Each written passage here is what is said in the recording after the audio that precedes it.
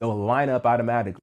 You feel me? If you only plant positivity and goodness into the world, that's all it's going to be able to give you back. You feel me? And even if it does give you something other, you know it's not your portion, because a good tree is going to bear good fruit. Just because you're being presented with some fruit does not mean it necessarily came from your tree. And you'll know that if you're planted. You feel me?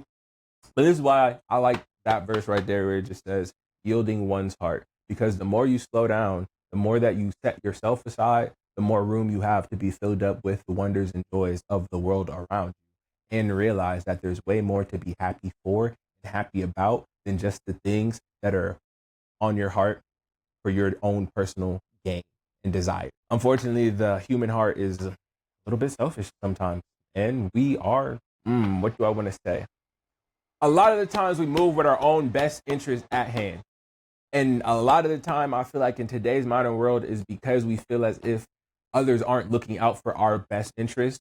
So we're protecting ourselves before even worrying about the other person, which is a very cold way to be, and why it seems like friendships, relationships, partnerships, like they just don't work as much because people are not as trusting or as open. And they're not as trusting or as open because they only have their own interest at heart, and they cannot believe that someone else has their interest or their good at heart. Therefore, they don't trust them, they don't open up to them, and they only worry about themselves.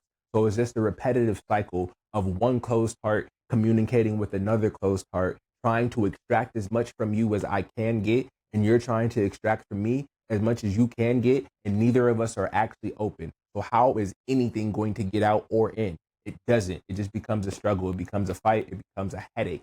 And that's why so many relationships fail. I'm not just talking about relationships on a romantic interest level, but I'm talking about partnerships, friendships, business colleagues, like even just people who work in the same vicinity. You feel me? Is because no one is looking out for the next person's interest because they believe no one is looking out for their own interest.